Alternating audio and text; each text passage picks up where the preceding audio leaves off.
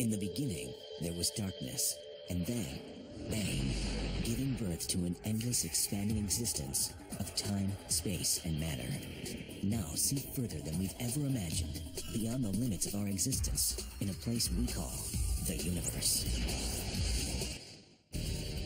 In the distant corners of our solar system, ice giants Uranus and Neptune are violent worlds. Blanketed with smoky hazes, these outer planets are frenzied, turbulent, and unpredictable. Neptune claims the fastest winds in our solar system. Like an apparition, its great dark spot surfaces and vanishes without warning. Uranus's inner swarm of moons dash around the planet in less than a day, and collisions are unavoidable. The most controversial of the far-off planets isn't even a planet anymore. So why was Pluto demoted? The man who killed Pluto makes his case as we explore the outer planets.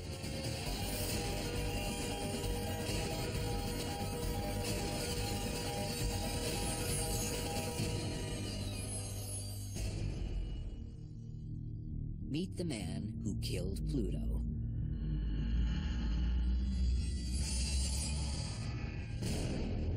Pluto had it coming for a long time.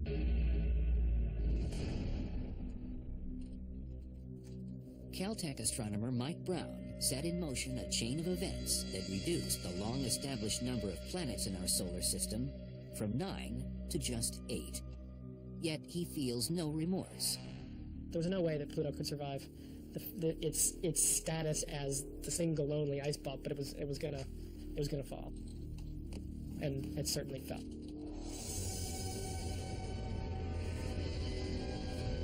Among our planets, Pluto was long considered to be a bit different.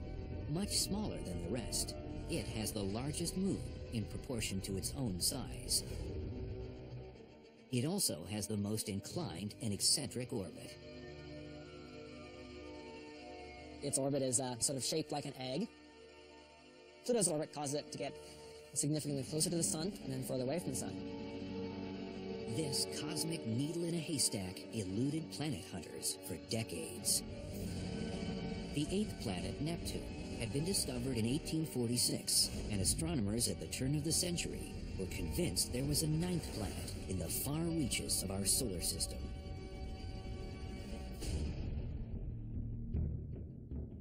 The search for Pluto was started by Percival Lowell at Lowell Observatory. He thought there was a planet X there that was perturbing the orbits of Uranus and Neptune. Before finding the elusive planet, Lowell passed away. But the observatory's research assistant, Clyde Tombaugh, continued his quest. In 1930, at the age of 24, Tombaugh captured an image of an object that seemed to validate Lowell's predictions. The discovery was announced to the world, and the object was given an official name, Pluto. But was Pluto Planet X? Some scientists argued that Pluto was far too small and didn't have enough mass to significantly perturb the orbits of its neighboring gas giants, Uranus and Neptune.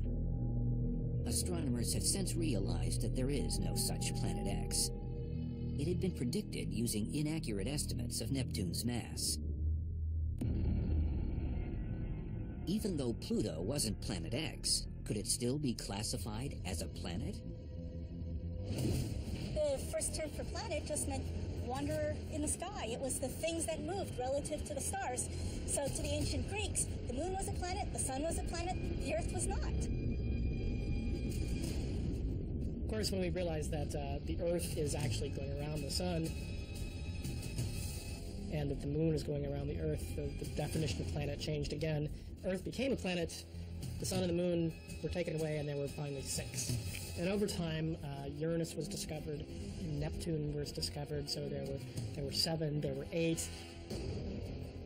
Although it later proved to be smaller than our moon, Pluto was originally thought to be as large as Mars. So Tombaugh's discovery was anointed as planet number 9.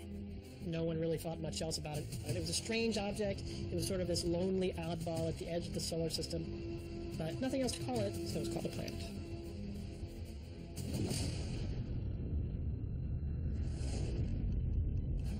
Because of its great distance from the Sun, Pluto takes its name from the Roman god of the underworld.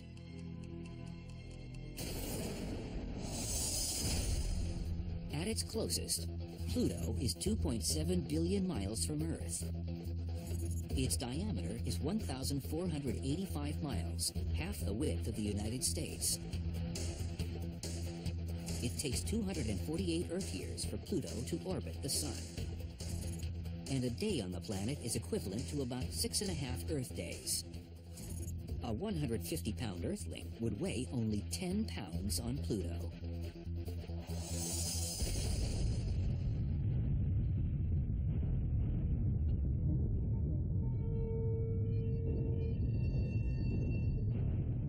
It's a testament to modern technology that we know anything at all about the surface of Pluto.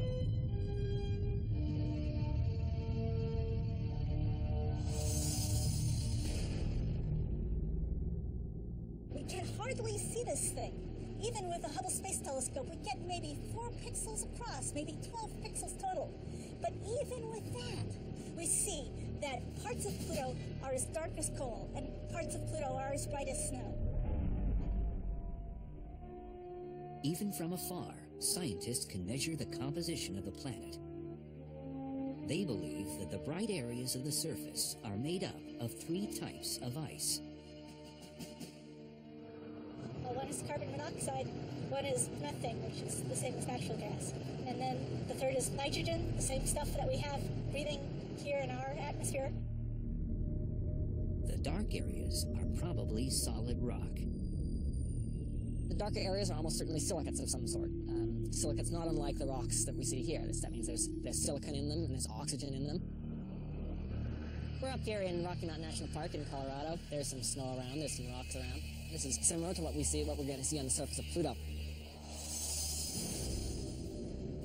A traveler to Pluto would find that despite the snowy surface, it is a very dim place. About 30 or 40 times further away from the sun than the Earth is. This means that the sunlight hitting the surface of Pluto is about 1,000 times fainter than it is on the Earth. It's maybe about the same brightness as being outside under a dim streetlight at night. You could probably, you could take a book, you could probably read it there. Take a headlamp though, take a flashlight, it'd help out. Its distance from the sun also makes Pluto one of the coldest places in the solar system, with a bone-chilling average temperature of minus 388 degrees Fahrenheit. And because of its small size and low density, gravity on Pluto's surface is far weaker than on Earth.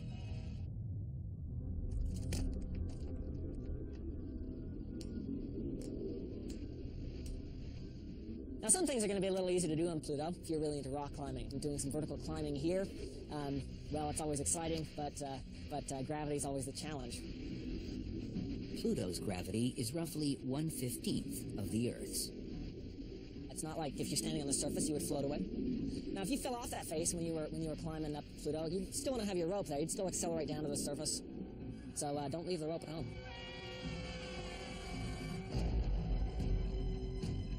Scientists would love to chip away at the surface of Pluto, because hidden within its rocks is a whole missing chapter in the history of our solar system. Pluto's a great planet. I mean, it's what I think is really great about it. It's sort of the ultimate time machine in our solar system. It really shows us what the environment of the solar system was like 4.5 billion years ago when it's formed. The surface there is much more ancient than you're going to find almost anywhere else in the solar system. And if you're looking for a rock on the Earth has been around for that same time period, 4.5 billion years or so. But if you're looking for a rock that's that old on the Earth, you're not going to find it. And that's because the Earth is sort of constantly recycling its material. You have plate tectonics going on that sucks all this material back into the mantle. You have volcanism going on that pumps out new material and processes the surface. So it's really a much younger surface on the Earth compared with the ancient surface that we're going to see on Pluto. The rocks that we're sitting on here have been processed by the high pressures in the Earth. On Pluto, it's more primitive. Primitive, but far from pristine. Pluto is likely riddled with impact craters. Impact craters are caused by asteroids or meteoroids impacting the surface. These are essentially pieces of the solar system that were never made into a planet. Out of the surface of Pluto, you don't have an atmosphere, you don't have glaciers, you don't have wind, you don't have rain, you don't have erosion. And so the one dominant feature that you see on the surface is probably going to be a lot of impact craters. Pluto's pockmarked surface undergoes a transformation as it orbits near the Sun. Under the additional heat, some of the frozen gases evaporate to form a temporary atmosphere. As Pluto recedes from the Sun, the gases freeze again and fall back down to the surface.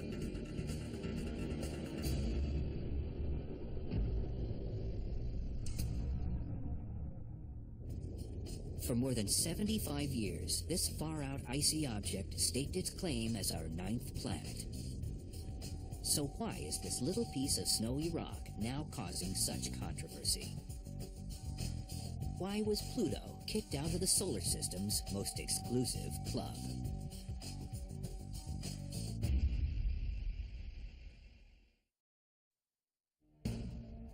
It's a quiet office at the Caltech campus in Pasadena, California. And it was from here that Pluto's demise as a planet began. But astronomer Mike Brown was never looking to destroy a planet.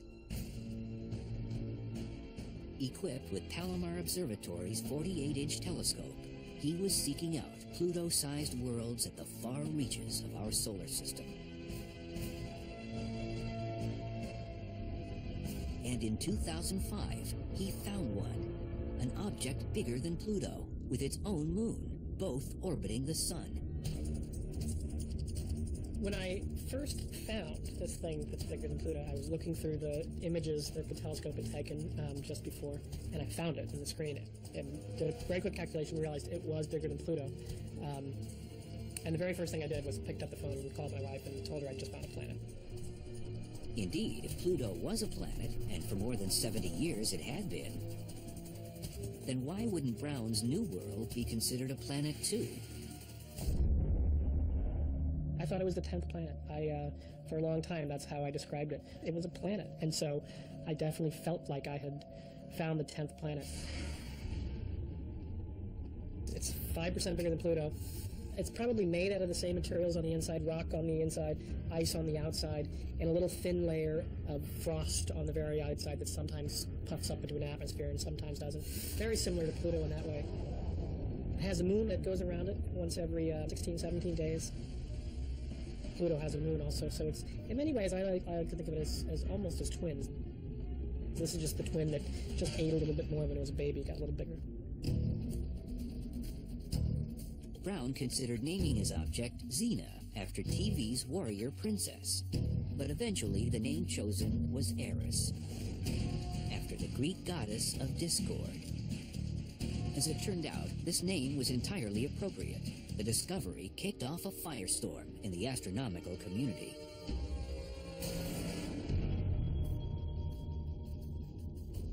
Now, the very definition of a planet was being hotly debated. Would Eris officially become our 10th planet, or would Pluto-sized objects be reevaluated as a whole? The argument was brought to the table in a 2006 meeting of the International Astronomical Union in Prague. A vote was taken, and the term planet was defined scientifically for the first time. Those who are in favor of Resolution 6A, which introduces this new category of trans-Neptunian objects with Pluto as a prototype. The recommendation is that we consider Pluto and other similar trans-Neptunian objects to be in a special class. We didn't reconsider Pluto's status because we learned anything new about Pluto that made it less interesting. Instead, scientists say the issue was addressed because they learned about Eris and other large Kuiper Belt objects. The Kuiper Belt is a 3.5 billion mile wide region in the outer solar system near Pluto. It's home to hundreds of thousands of icy objects, the first of which was discovered in 1992.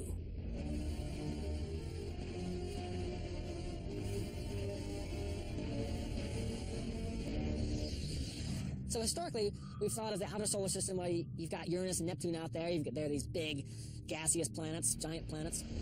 And just beyond that, you've got this little straggler Pluto that doesn't really fit into the picture. Well, now when we found all these other Kuiper Belt objects, what we're seeing is that maybe Pluto is really just the first of these many, many bodies of the Kuiper Belt that are this wide diversity of small icy bodies of the outer solar system.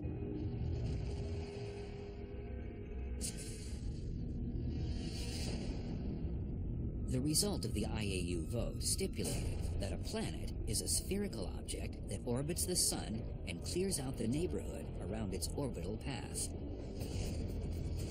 Since the area around Pluto is full of other Kuiper Belt objects, the new definition would leave Clyde Tombaugh's great icy discovery out in the cold. Pluto's 76-year reign as the 9th planet was over. Our solar system would now officially consist of only 8 planets. Objects like Pluto and Eris were given the new classification, dwarf planets. Dwarf planets possess the same characteristics as planets, but do not have a clear orbital path.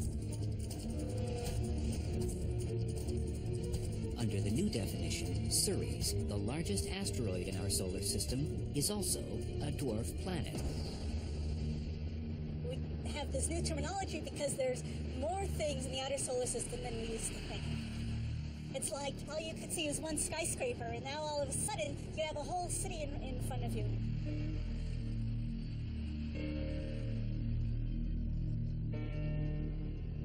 We have a whole city full of objects in the outer solar system now.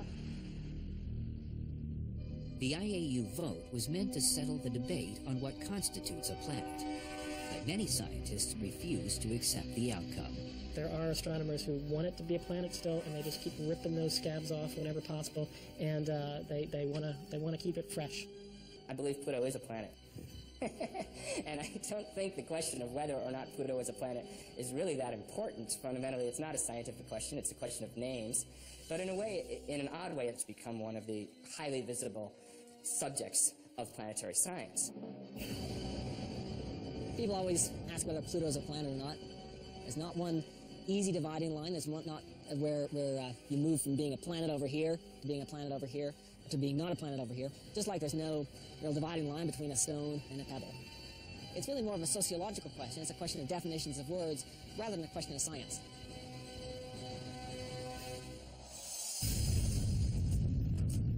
Although no longer officially a planet, scientific interest in Pluto hasn't waned. Even as the vote was being taken in Prague, a NASA spacecraft called New Horizons was already on its way to exploring this far-off world. The New Horizons mission will be the first spacecraft ever to visit Pluto. By going to Pluto, studying Pluto, it's no longer a mission to a singular object. It's actually a mission to one of a class of objects that we'll get to learn about. But New Horizons needs to travel at warp speed, or a valuable research opportunity to study Pluto's atmosphere will be lost for at least the next 200 years.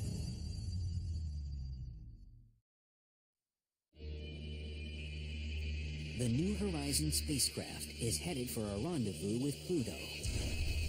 We have confirmation of spacecraft separation. But scientists are trying to beat the clock.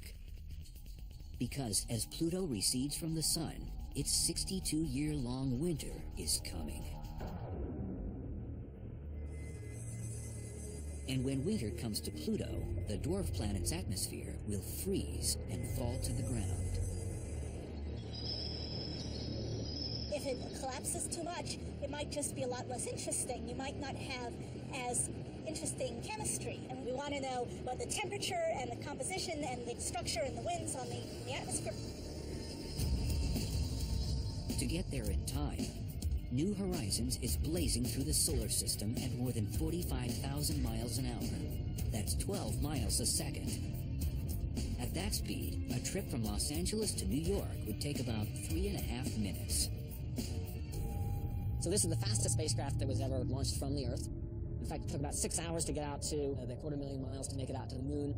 You can compare that to the couple of days that it took the Apollo astronauts to get out that same distance. New Horizons will pass by Jupiter in just 13 months. But the outer solar system is so big that it's going to take us another 8 years to get to Pluto. Even with its unprecedented speed, New Horizons won't reach Pluto until July of 2015. Pluto's just a big mystery. It's exciting to me that there's a spacecraft on its way there, and that in a few years we'll, this sort of blank slate of a world will be richly filled in with pictures and detailed data. About 4 billion miles from Pluto, Uranus is a mesmerizing blue marble. And it's really strikingly beautiful and different from the other planets. It's a giant blue, pale blue, fuzzy ball sitting there in space against the darkness of space. And it's just that striking blue color and the almost pure featurelessness of it. It seems unreal. It looks as though it was sort of created by some movie special effects person. Because how could you have a planet that large and that perfect and just this giant featureless blue? Uranus is 1.6 billion miles from Earth. It has a diameter of nearly 32,000 miles, 4 times Earth's diameter. It takes 84 Earth years for Uranus to orbit the Sun. 1 day on Uranus is a little over 17 hours. If you weigh 150 pounds on Earth, you would weigh 133 pounds on Uranus. Named after the Greek god of the sky, Uranus has the most off-kilter axis of any planet in the solar system. At an angle of 98 degrees, the planet is actually spinning on its side. What that means is that at one time of the year, only one hemisphere is pointing towards the sun. The other hemisphere is complete darkness. The time for Uranus to orbit the sun is about 84 years, which means that for half of that time, or 40 years, one hemisphere is in sunlight and the other hemisphere is in dark. It's like the Arctic Circle on Earth, except for it's the whole planet. That tilt is so extreme that in a sense, the whole northern hemisphere is the Arctic, and the whole southern hemisphere is the Antarctic. Uranus owes its cool bluish-green color to methane. The methane absorbs red and orange wavelengths from sunlight, but reflects blue and green. And its soft appearance is due to something that's familiar to anyone who lives in a big city: smog. In Southern California, we're used to smog, which is photochemically produced haze material, which gives this hazy appearance in the atmosphere. This is similar to the atmospheres of the 4 gas giants. In the outer planets, there's methane, which is natural gas. Sunlight converts it to complex particles as well, which forms a haze, which is the reason the planets don't have a very sharp, but have a fuzzy look to them. Scientists speculate that Uranus and its celestial neighbor Neptune formed the same way. As the early protoplanetary disk of gas and dust in our solar system settled, Jupiter and Saturn gathered up the most material and became the largest of the gas giants. As Jupiter and Saturn's orbits grew, they destabilized the planetary system as a whole. Dynamic interactions pushed Uranus and Neptune outward to the edge of the solar system at an accelerated rate, where they feasted on icy objects. They have a lot of that initial gas, but they also gathered a lot of icy material and some rocky material in their formation. So consequently, although they have this surrounding envelope of hydrogen and helium gas and some methane, some nitrogen, some other stuff, they also have a lot of icy material in the inside. These icy interiors have led some to call Uranus and Neptune the ice giants. But it's incorrect to imagine them as balls of solid ice that an astronaut could walk across.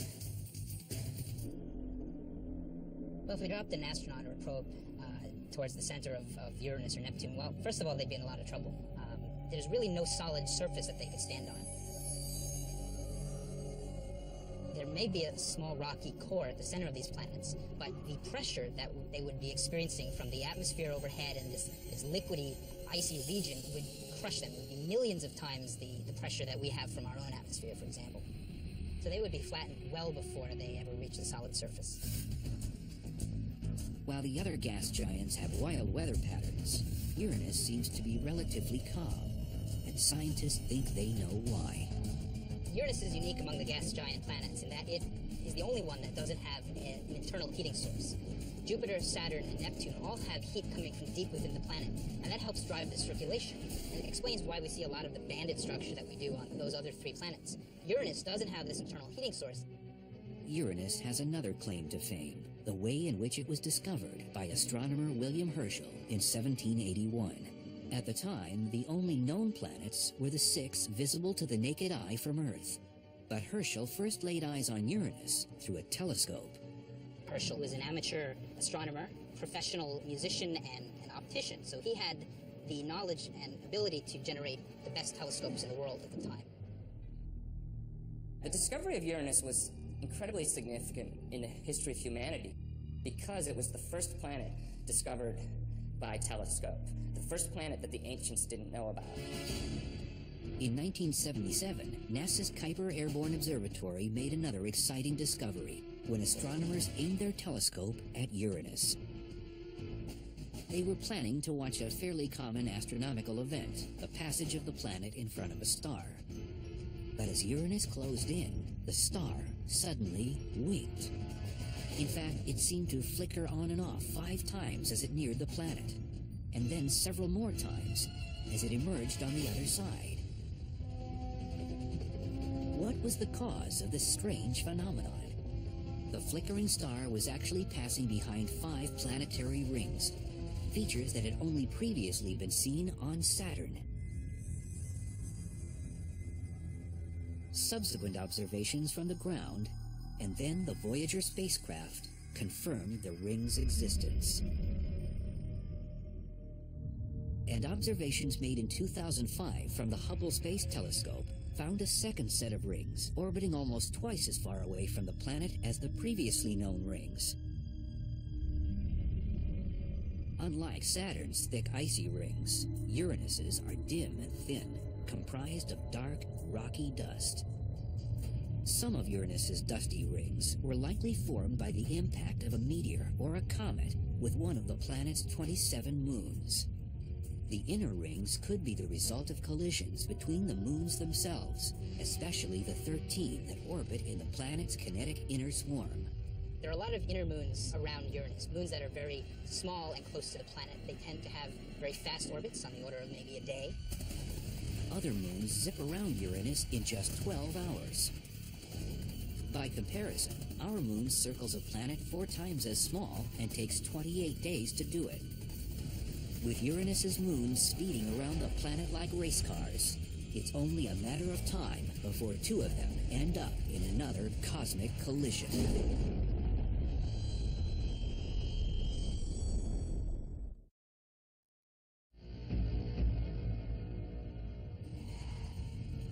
Circling the planet Uranus is a swirling system of moons. Even within the last decade, substantial changes have been detected in their unruly orbits. Scientists believe it's only a matter of time before 2 of them cross paths. We can be very certain that in a period of a million or a few million years, that some of them will collide with each other. I'm thinking particularly of Cupid and Belinda, which are 2 small moons that happen to be orbiting very close to each other. Traveling at just a few hundred miles apart, scientists expect that at some point, these moons, due to gravitational forces that they impart upon each other, will eventually collide and rip each other apart.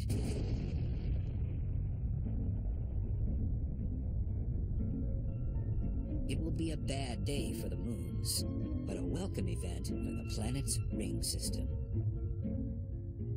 The debris that's released from that can potentially generate a new ring around Uranus. Uranus shares the outer solar system with its sister planet Neptune.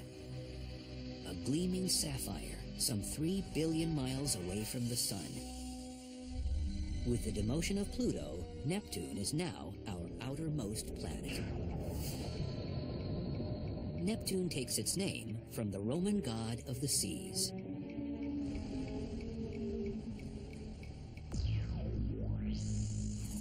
Neptune is 2.68 billion miles from Earth. Measuring roughly 30,000 miles, Neptune's diameter is 4 times that of Earth's. A year on Neptune is equivalent to 165 Earth years, and a day lasts 16.1 hours. If you weigh 150 pounds on Earth, you would tilt the scales at 169 pounds on Neptune. Like all the outer planets, Neptune rotates much faster than Earth, and this rapid spin helps to create violent winds. In fact, the highest winds recorded on any planet in the solar system are on Neptune. You have winds of sometimes over 1,000 miles per hour, and commonly 750 miles per hour, raging in that upper atmosphere. And we're not quite sure why, so there's a little bit of mystery. What puzzles scientists is why Neptune's winds blow even stronger than those on the other outer planets, with speeds 2 to 3 times faster than in Jupiter's blustery Great Red Spot.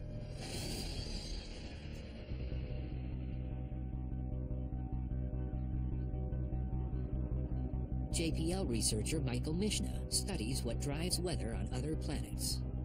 He's intrigued by Neptune's mysteriously strong winds.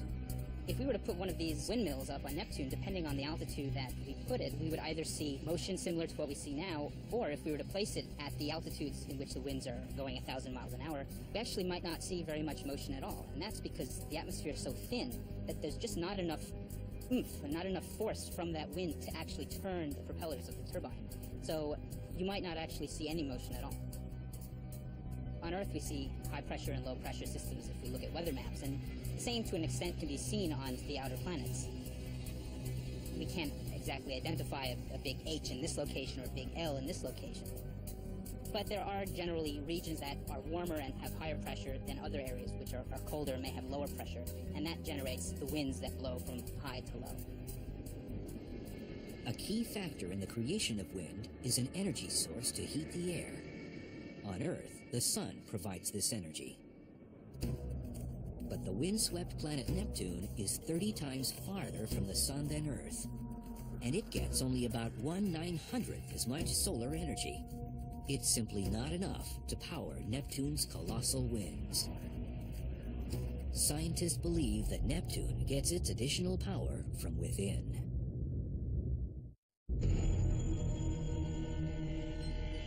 Measurements taken by Voyager 2 showed that Neptune radiates twice as much heat from its interior as it gets from the sun. The highest ratio of heat outflow to inflow of any planet in the solar system.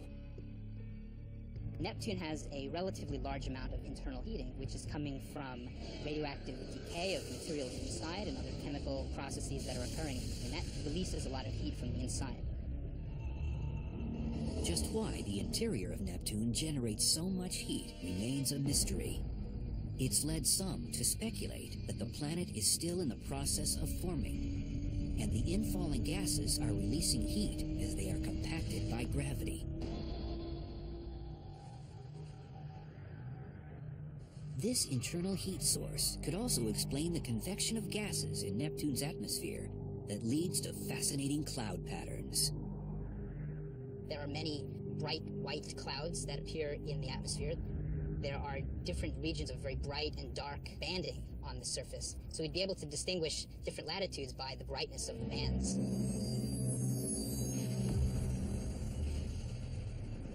Scientists believe that the banding patterns have something to do with Neptune's cloud composition. These are probably made of methane, and they move very fast around the planet as well. Neptune's wind movement is unlike anything we are accustomed to. These are giant storm systems. Storm systems that would dwarf anything that we see on Earth. In 1989, Voyager 2 snapped a photograph that shocked the mission scientists. Neptune had a huge storm, a great dark spot in its southern hemisphere. Stretching 8,000 miles wide, large enough for our Earth to fit in the center, the storm resembled Jupiter's infamous Great Red Spot. The Great Red Spot is a huge anticyclone which is fed by many smaller storms that keeps it alive, if you like. Otherwise, it would dissipate and disappear. In the case of the Great Dark Spot, we believe it's more of an instability in the atmosphere, which rocks back and forth because of the flows in that very fast atmosphere. Just 5 years after the spot was first discovered, scientists were in for another surprise. The Hubble Space Telescope turned its eye toward Neptune, only to see that the largest storm on the planet was gone.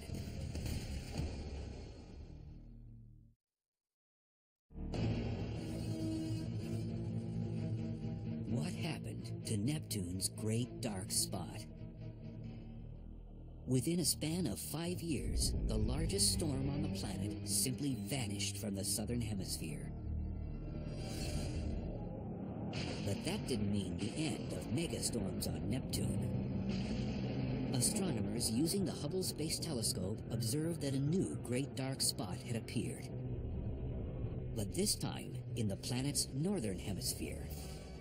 It seems that on Neptune, the storm systems that manifest as these big spots you can see with a spacecraft or a telescope, they sort of come and go on shorter time scales than, say, the Great Red Spot on Jupiter, which has been there for hundreds of years.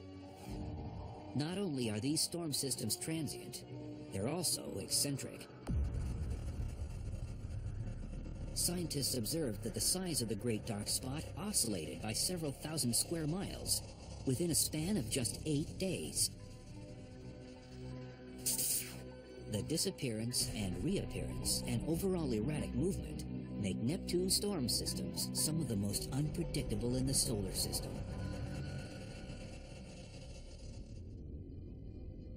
Similar to its outer planet neighbors, Neptune has a complex system of moons.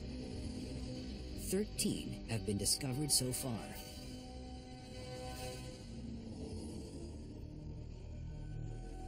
Some of Neptune's moons may have originally formed elsewhere in the solar system. Neptune's probably capturing these moons from the vast amount of material that's actually in our solar system beyond the orbit of Neptune and Pluto. There is a lot of very icy bodies, small bodies, planetesimals and other rocky things that pass through our solar system and other debris. Every so often, some of this debris might collide with each other, and then they get pushed in towards the solar system. Some of these icy bodies end up as comets. But if one is pushed in the right direction at the right time, it can be captured by a planet's gravitational pull, becoming a moon. Neptune's largest moon, Triton, is roughly the size of Earth's moon. It is the coldest object in our solar system ever observed by astronomers, even more frigid than Pluto. Only 40 degrees above absolute zero, about minus 390 degrees Fahrenheit. So cold that the nitrogen, which would normally be in the gaseous form, forms an icy polar cap on this moon. Triton's so cold primarily because the surface is so reflective. About 70% of the light that hits the surface of Triton is reflected back. And with that much light not being absorbed by the planet, it just gets very, very cold. Triton could well be similar in composition to Pluto. We see ices on the surface there. One of the fascinating things that we see on the surface of Triton are actually plumes, essentially volcanoes. We see these plumes. We've actually seen them coming out in real time with a Voyager spacecraft when it went past Neptune and Triton. Unlike Earth's volcanoes, Triton's geyser-like eruptions spew a mixture of liquid nitrogen, methane, and ammonia. And an upsurge instantly freezes as it rockets 5 miles high into its thin atmosphere. Once airborne, the ice can be carried along for miles by winds in the atmosphere before snowing back down onto the surface.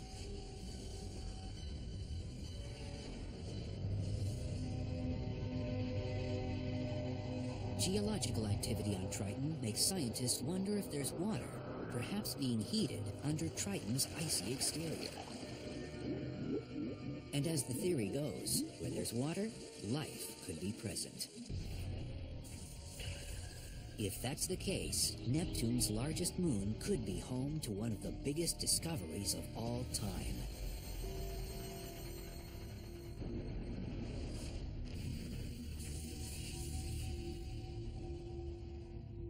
But due to planning and transit times, it will be at least 2 decades before we approach Uranus or Neptune again. We've had discussions, but there are no current plans. We could with Voyager, where we just had a brief flyby, and we managed to collect a lot of discovery. But in fact, we need to get back to pursue those discoveries.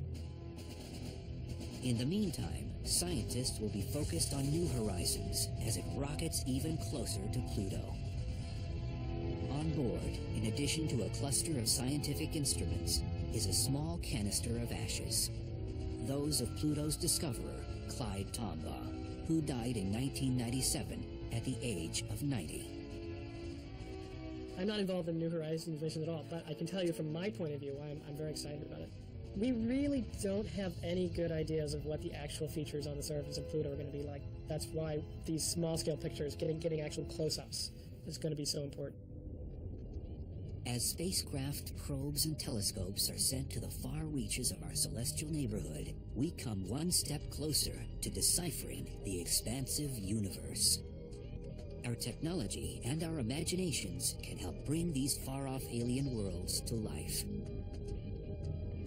As we look at them with awe and wonder, we can only fathom what unexplored mysteries lie deep within.